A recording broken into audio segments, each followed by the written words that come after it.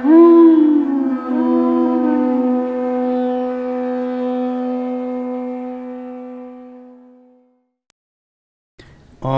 Namo Bhagavate Vasudevaya.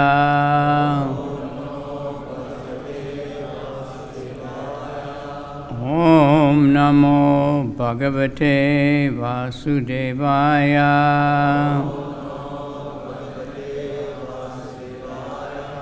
Om Namo Bhagavate Vasudevaya.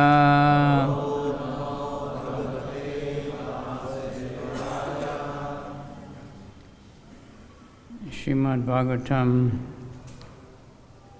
7th Canto, Chapter 9, verse 26.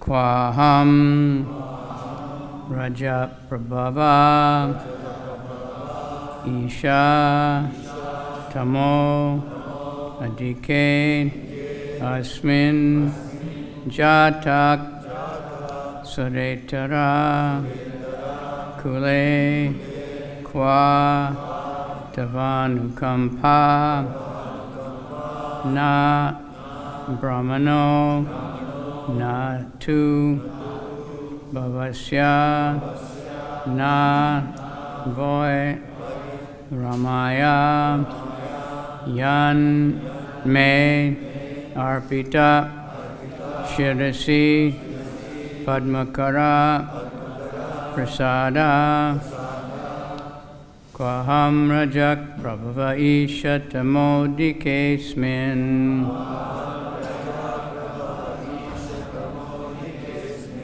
Jatak Sureta Rakule Kwatavanukampa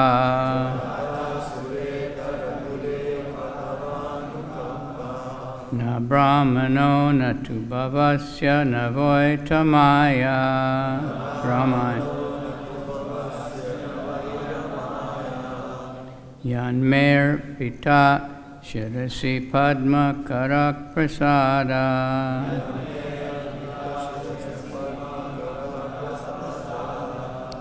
Kwaham Rajak Prabhava Isha Tamodikesmin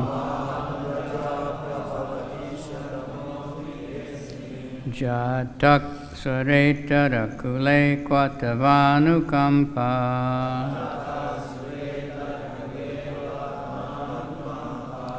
Na Brahmano na tu bhavasya na voy Ramaya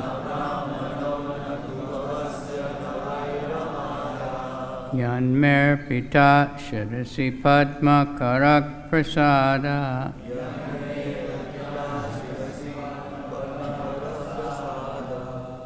Kwa, where? Aham, I am. Raja Prabhava, being born in a body full of passion. Isha, O my Lord. Tame, the mode of ignorance. Adike, surpassing it. Asmin, in this. Jata, born. Sudha itara kule, in a family of atheists are demons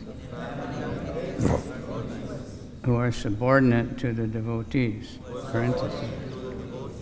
Qua, where? Tava, your. Anukampa, causeless mercy. Na, not. Brahmana, of Lord Brahma. Na, not. Tu, but. Bhavasya, O Lord Shiva. Na, nor. Vai, even. Ramaya, of the goddess of fortune. Yat, which. May, of me. Arpita, offered, Shirasi, on the head, Padmakara, lotus hand, Prasada, the symbol of mercy. Translation: O my Lord, O Supreme, because I was born in a family full of hellish material qualities of passion and ignorance, what is my position?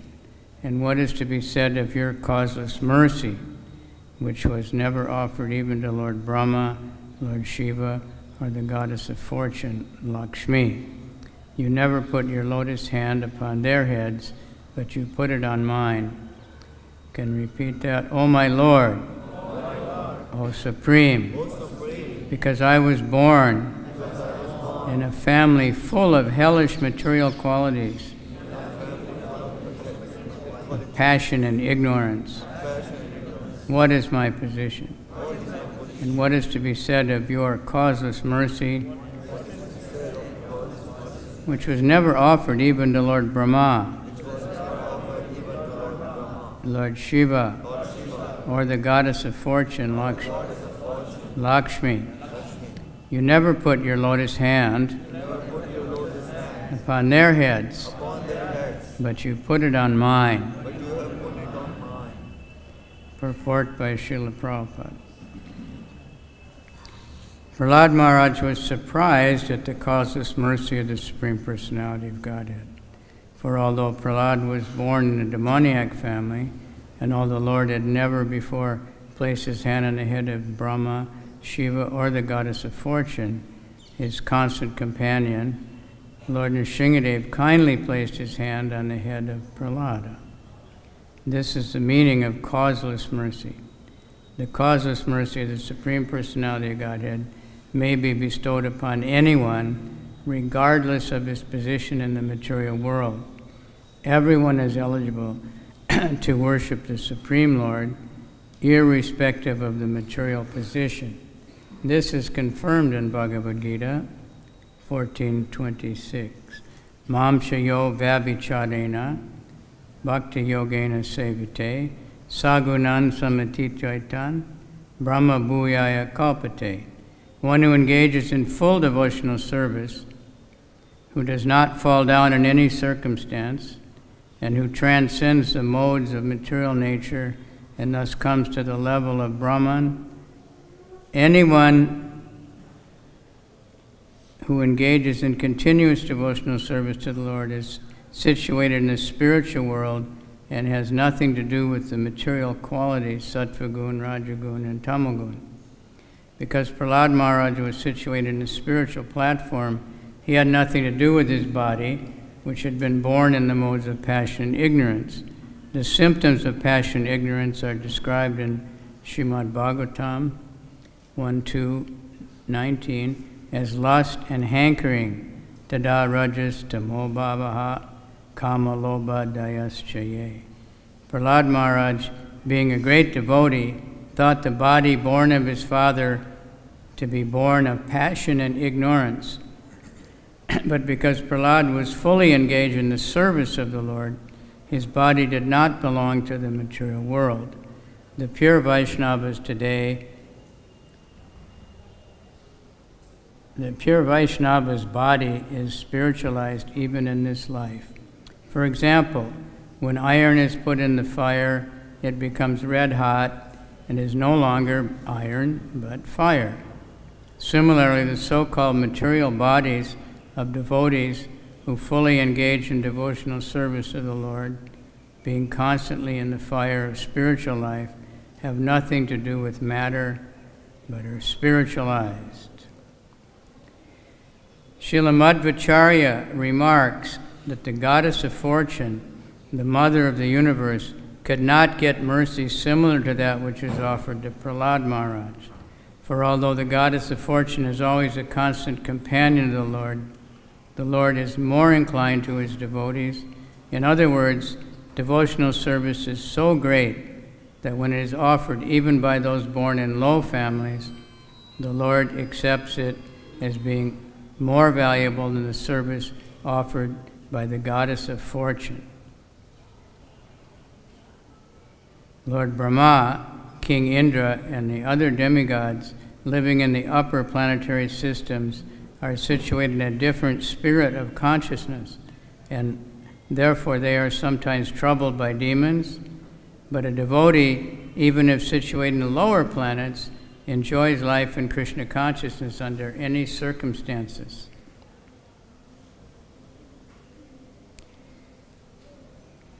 Paratak swatak karmatak. As he acts himself, as he is instructed by others, or as he performs his material activities, he enjoys life in every respect. In this regard, Madhvacharya quotes the following verses, which are mentioned in the Brahma Tarka. Shri Brahma Brahmi Vindradi Trikatat Stri Puru Stutaha Tad Anyaka Kramadeva Sadamukto Shmitavapi Hari Bhakto Chatajgane Sukhe Cha Niyamena Tu Paratak Swatak Karmatova Na Katanchit Tad Anyata. And there's no translation for that. Have any Sanskrit scholars who understand it?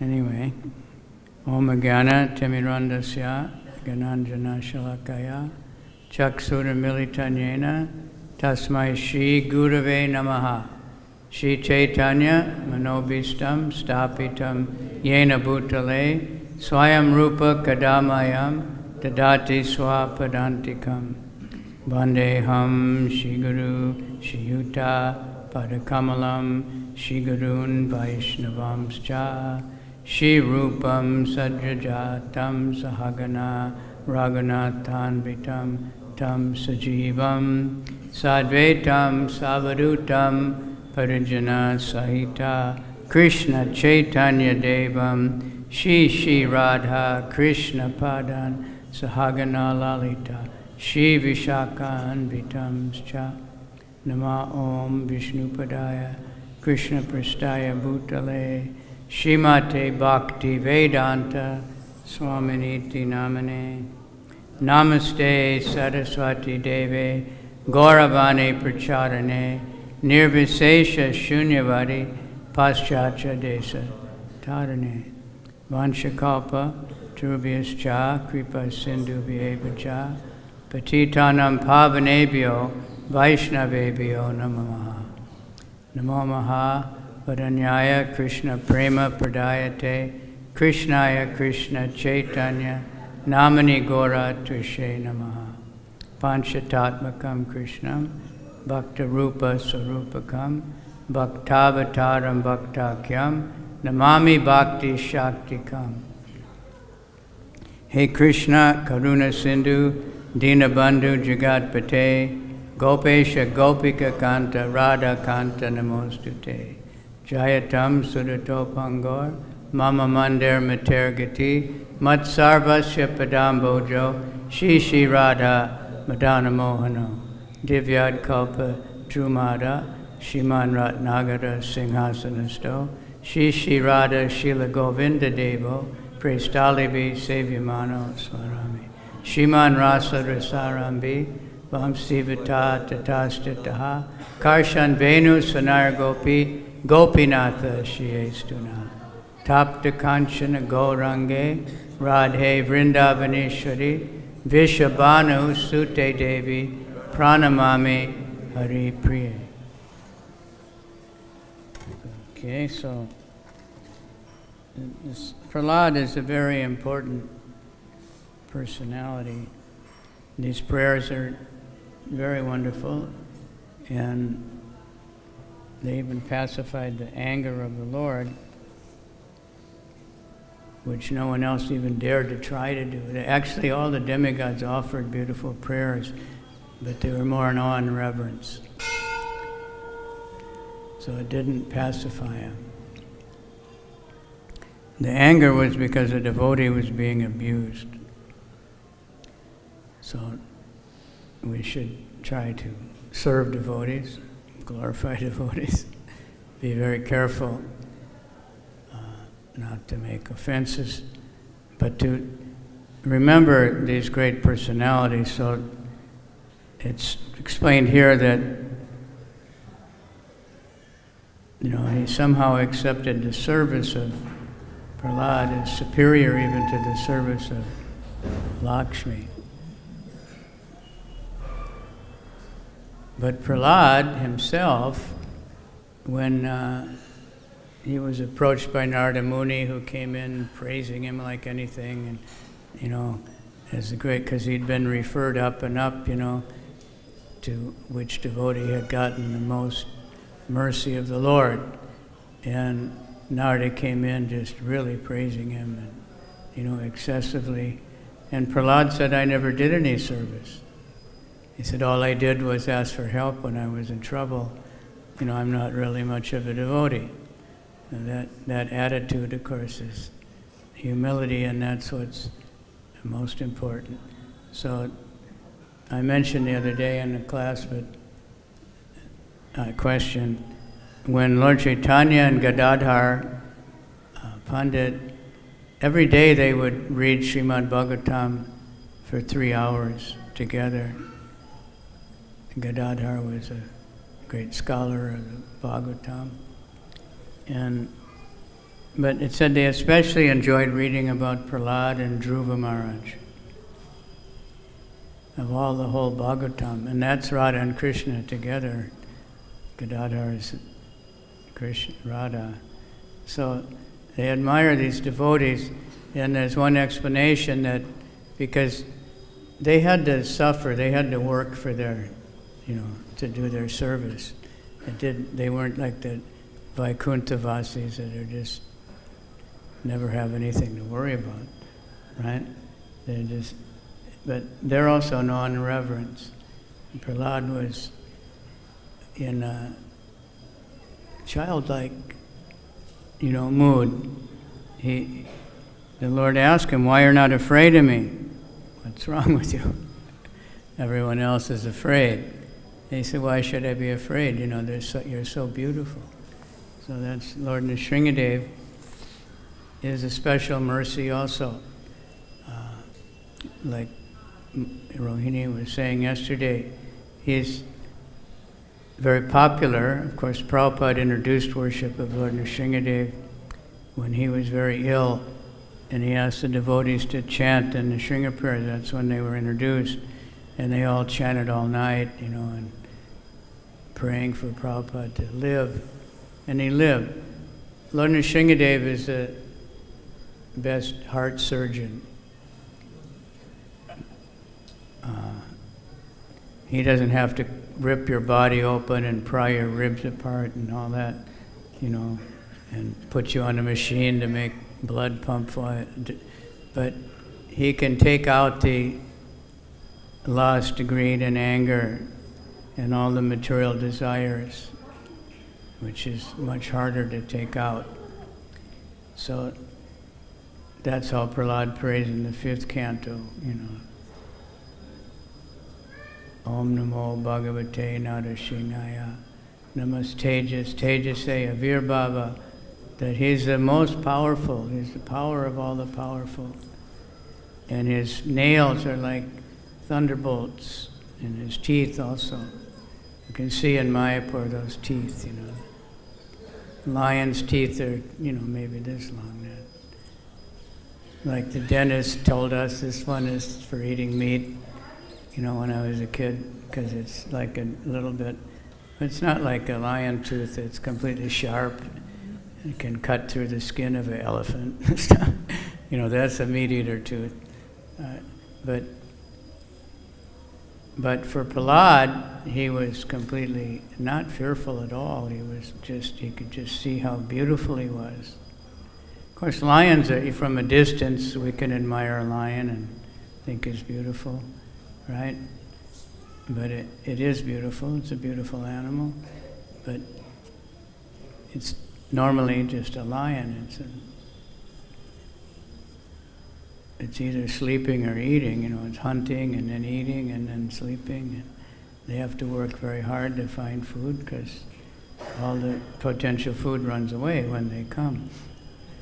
But right? It's not so easy for the meat eaters. So Prahlada is praying, please take out these material desires from my heart, which are just like demons, these material desires. So he's taken a very humble position. He was born in a low family, but in one sense he wasn't, because during the pregnancy, at some point, his mother stayed with Narada Muni. So he was actually the student of Narada Muni in the womb. And that time is very important for the development of a child. In real Vedic culture, when the woman is pregnant, maybe she'll go home to the father's house. And I know one devotee, she went home and the father just read Srimad Bhagavatam to her all the time, and Bhagavad-Gita, and the child was chanting Bhagavad-Gita slokas at a very early age, It was always like very pure and nice. It's very important. Nowadays, in the womb, the mother's doing all kinds of crazy things, and sports, taking intoxication, and eating all kinds of horrible things. The child is getting, really suffering for that. But he was being taken care of in the ashram of Narada Muni, such a way beyond sattvic condition, not in the city of the demons, with the Tama Rajas, but still he's humble. So what to speak of our birth, at least most of us, maybe some of you were born in Brahmana families and had a completely pure life, right? But nowadays, even born in a Brahmana family, many times the Brahmanas are not very Brahminical, or the children go off to school and become meat eaters and drunkards and all kinds of things. So, but that's true, he was born in that family, but there is a story that his father went off to do tapasya, and Narada Muni and Parvat Muni, I think, they took the form of little birds, and they were nearby, and he was trying to do his tapasya, I don't know what he chants, and maybe power, or money, or something. And they were going Vishnu, Vishnu, Vishnu, Vishnu, the little birds. And he got so agitated he couldn't concentrate, so and the wife said, "Why have you come home?" And he said, "Oh, these birds, they disturb me so much, Vishnu, Vishnu." So that's when the pregnancy was produced. But Narada knew that there was a great devotee in the womb. He understands things. So we can take shelter of Lord Nrsingadev in Mayapur. We go to Nrsingsapali, and that place where Lord Nrsingadev stayed for some time. And then all the demigods came and stayed there also and worshipped him. That was after killing Hiranyakasipu. So it's such a beautiful place. Still a beautiful place, but then it was much nicer. There were big hills and forest everywhere, and a big lake. And sometimes people say we should only worship Radha and Krishna, shouldn't worship Nrsingadev, shouldn't worship even Nityananda, but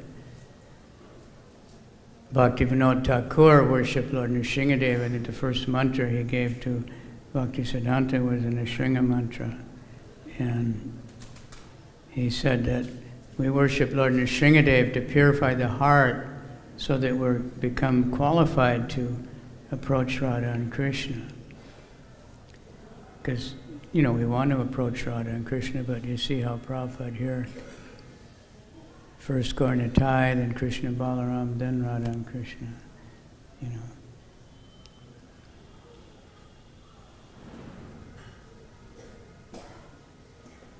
Prabhupada said, what is it? Nitai Gaur Radhe Shyam Jai Shri Krishna Balaram. Because he said that would confuse these guys that chant the other way. But we have to get the mercy of Gaur Nitai. They came especially to be very merciful. So you see, most people hardly notice them when they come in. Many people don't notice any of it. They just walk through. But some devotees understand. Some people, you see, they're worshiping. Even they don't know. But Prabhupada wanted people to know. Before Prabhupada's preaching, very few people knew about Gaur Nitai outside of Orissa and Bengal. And we heard the other day, the God brothers, they didn't really believe that Prithivate Yate Tatya Nagaradigram, and maybe, the villages around Mayapur, maybe India, Orissa. But Prabhupada understood that meant the whole world. And Prabhupada was on a radio interview when he was beginning time in New York. And the interviewers, they do a little research before they get their guest.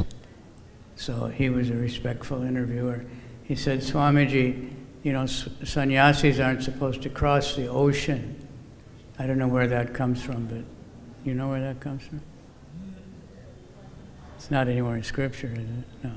But somehow that idea was there. And, stay in India. The rest of the world is, it's like before Columbus, nobody wanted to cross the ocean. They thought there was nothing over there, just to drop off the edge. But maybe something like that.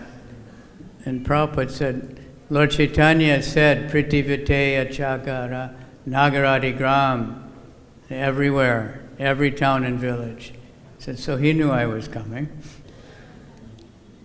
And he not only went to America, but he went everywhere. But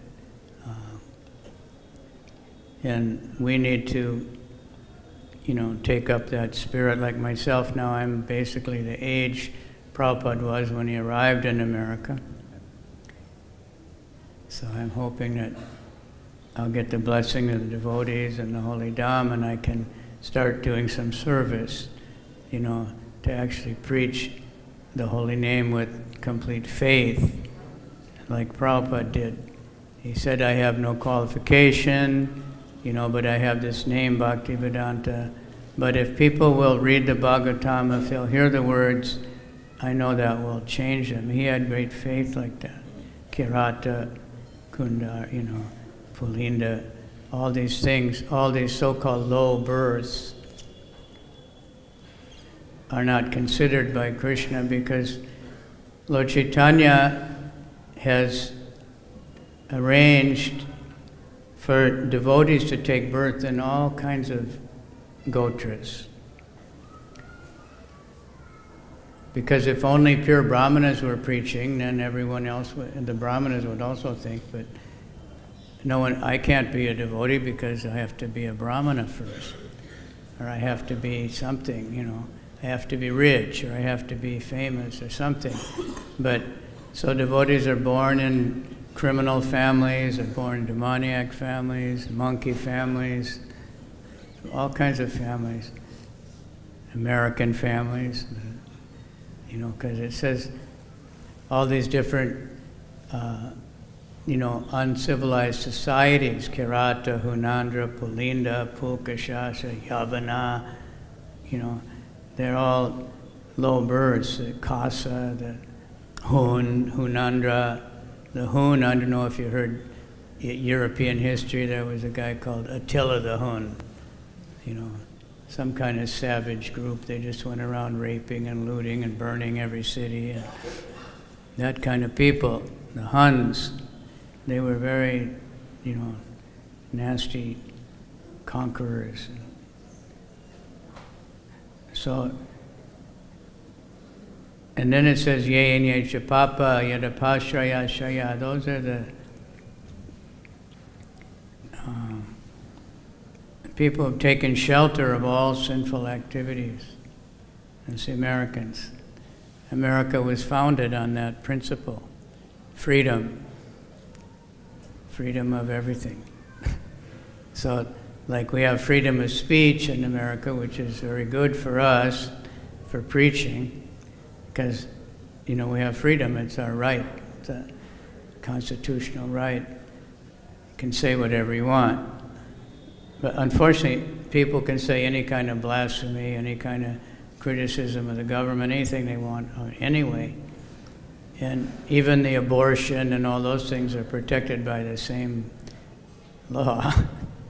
So we can't campaign against the law because they might restrict us also that, you have to be controlled by the government. But freedom. So when Prabhupada was coming, he was saying, why, I don't know why you sent me such a sinful place. At that time, the medical opinion was, if you don't eat meat 3 times a day, you can't possibly live. It's impossible. That's how they taught us. Every meal has to have at least meat, fish, or eggs. At least one, morning, noon, and night. Otherwise, you'll never be able to live. So we all know, Prabhupada somehow all these things that are going on in the world now that are, the mode of goodness, the vegetarian movement, and so many things actually, but especially that one, it's quite obvious, was started by Prabhupada. That it was a very small thing when Prabhupada came, very few vegetarians. Considered very strange, sometimes considered dangerous. My mother panicked when I became vegetarian. I was before devotee. And she sent me to the doctor. And the doctor, they did whatever they do. They take the blood and stuff. And then he said, well, you're in good shape. I was only 19 years old or something. And he said, you don't eat meat? And I said, no. And he was like, he said, maybe you can live, he said.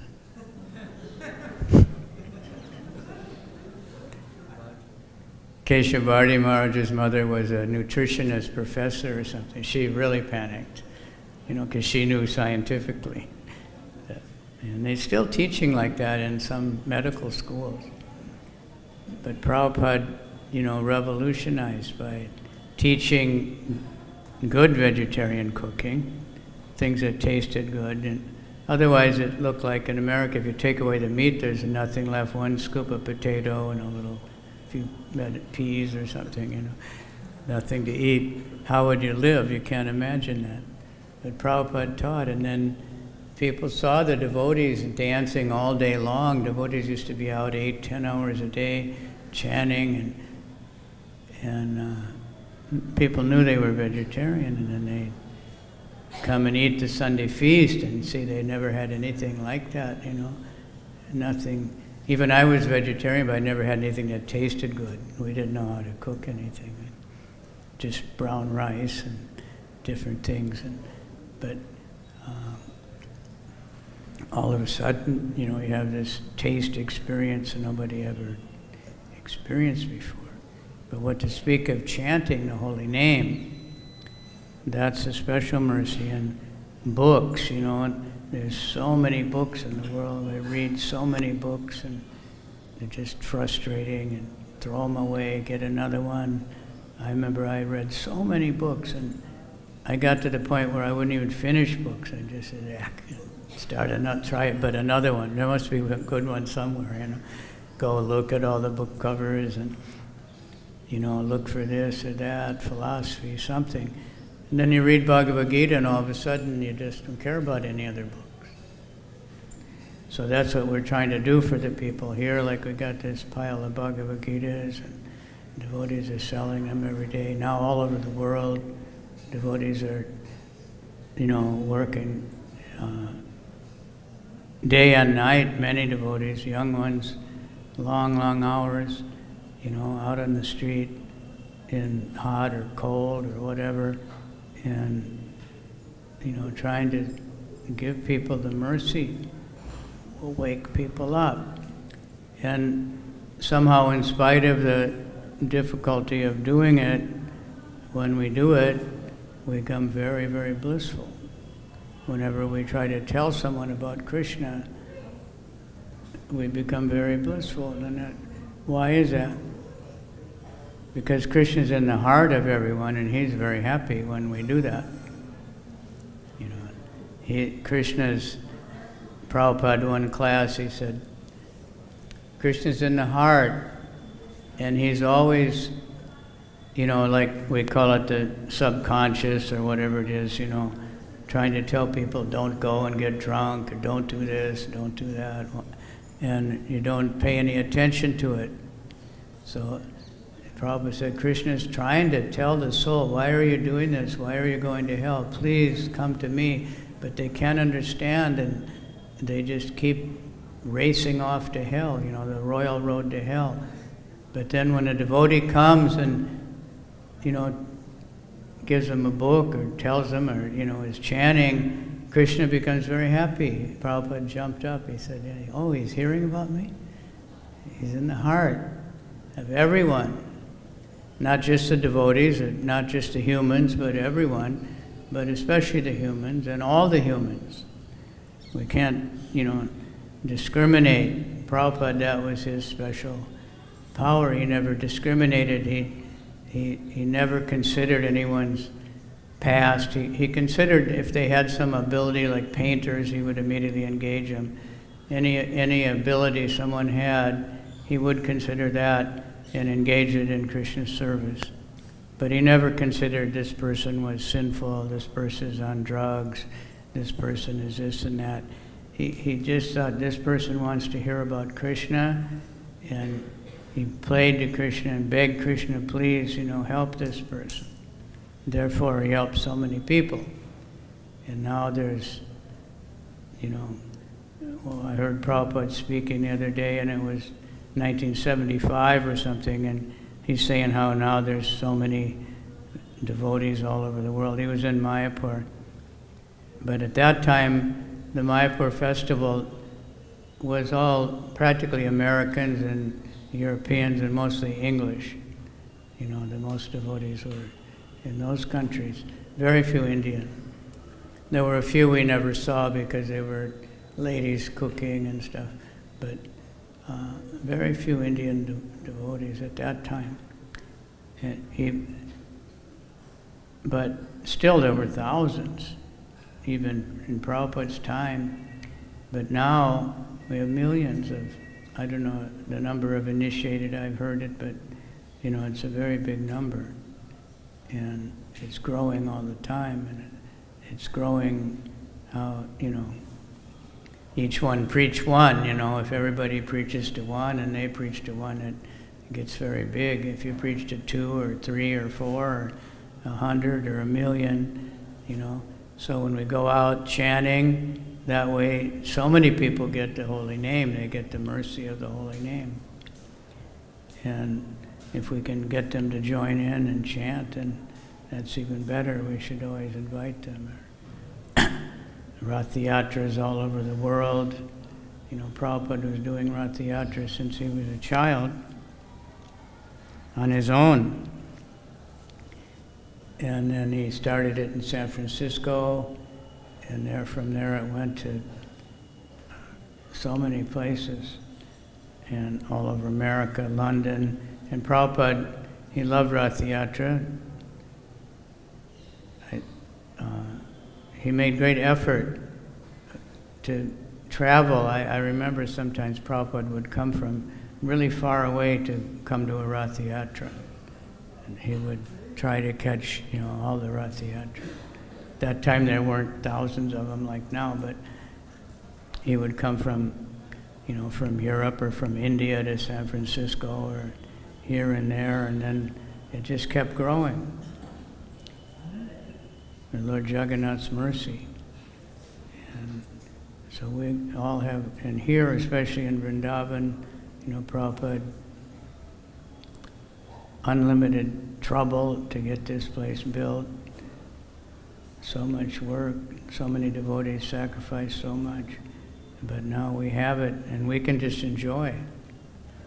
But we don't want to just enjoy, we want to take advantage of all the people coming and make sure that they hear the holy name, they get prasadam, they get books, all these things. No matter where we are, wherever we're worshiping Krishna, that becomes Vrindavan. Still, the holy Dham is special, and Mayapur is also special, non-different, simultaneously one and different. It's more merciful. And Lord Chaitanya's Radha and Krishna combined.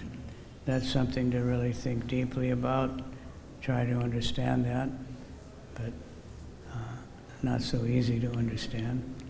The more we think about it, the more we know about Krishna, the more we see we don't know very much about Krishna. And you can't really know so much about Krishna. You can experience, like Bhagavad-Gita, sometimes people say, well, I tried, but I couldn't understand it. But they're trying to understand it like you understand your mathematics book or something, or you just, it's not the language they can't understand or the words. They might think that, but it's transcendental, so it's something they never heard before. But it's not for that kind of understanding, it's for experiencing. You just experience being with Krishna. You can't really describe exactly, but we can try and we can beg for service. When we come before the deity, we should pray, not just stare, but pray for something. If we know all these prayers of great devotees, we can offer them, but otherwise we just chant Hare Krishna and beg for service. Beg to understand Jivera Swarapoi, Nityara Krishna Das. I and everyone else are eternal servants of Krishna. Those who remember that become very happy. And there's no other way to become very happy. And those who don't remember it, they're never happy. They think they're the body, but then they're always anxiety because the body's always got something wrong with it, or it wants something it doesn't have, and when it gets it, it's not satisfied. And then if they think a little bit, they realize they're going to die, and they don't like that. So, they're always going to be frustrated, no matter how much they can decorate it, how much luxury they can give it, they won't be happy. Or even around Vrindavan now, we're advertising for luxury, right? Luxury is the opposite of tapasya. And luxury is very bad for spiritual advancement. Comfort is all right, We should live comfortably so we can chant and read and serve, in good health. But luxury, is Hiranyakasipu, soft bed and lots of women in it and everything. So we have to thank everybody for coming to Vrindavan and going out from Vrindavan, like Prabhupada did, to preach all over the world. He always knew, that this movement was going to spread all over the world. Nobody else understood that. Now that Prabhupada opened the door and paved the way and there's temples everywhere, so many sannyasis can go all over the world, right? And be welcomed and get big donations and everything. It's very easy. But Prabhupada wasn't like that. In America, practically there were no Indians at that time. Very few, like that Gopal he stayed with. And, here and there were some Indians, but even in 1970, I'd never seen an Indian hardly. One yoga teacher I went to and in the school, and otherwise I think one Indian girl I would see on the campus.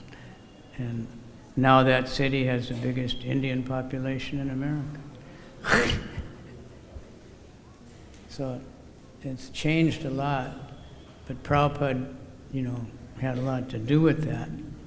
So we have to learn from each other and all come together and chant the holy name and read and distribute the Bhagavad-Gita by the mercy of Lord Nrsingadev. And if we have that desire, like Prahlad, he just wanted to glorify the Lord, So the Lord, but he was tongue-tied or speechless or bewildered, and apparently not educated, although he was highly educated. He didn't really remember that.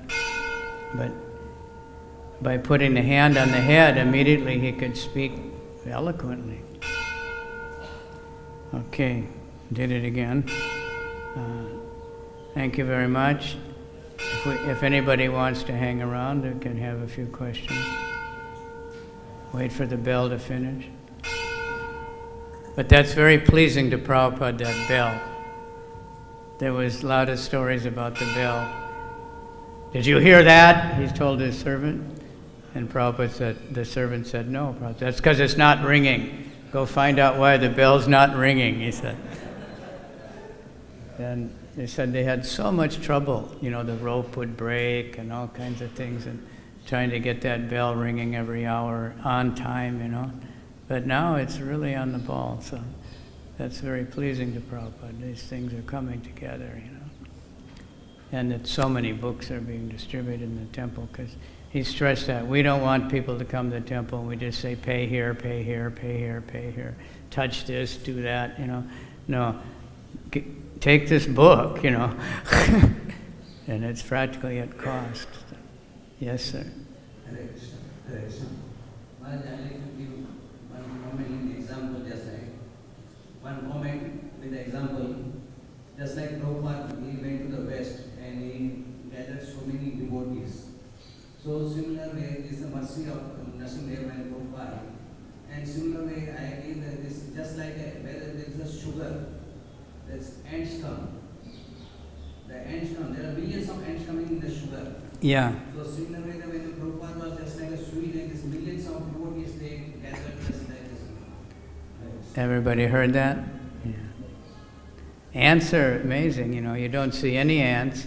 You drop one little tiny piece of sandesh and there's hundreds of them all of a sudden. They just appear. So Prabhupada had that power, because he desired it so strongly to have devotee association. So Krishna sent him devotees, and the people, he was thinking, he could go to leaders, but he found out, so only socially were considered very low class at that time, the hippies, although mostly they had a decent education, they had sometimes very rich families, but they just somehow could see there's nothing left, there's nothing in this material world. Like Prahlad, he said he saw his father. Ambarish Prabhu said he learned from his mother, because his mother was one of the richest ladies in the world, and she was always miserable. So he learned that those things are not of any value. So he was always looking for something else. Anything else? Yes, sir. Give him the microphone. And speak very loudly and clearly. Hare Krishna, Maharaj. Thank you for your class. My question is, how to develop humility? Humility. Go out on Sankirtan.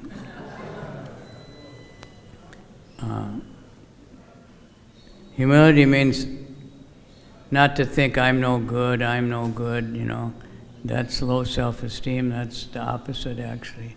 Humility means Krishna is very great. I'm a servant of Krishna. So practice serving Krishna. How to,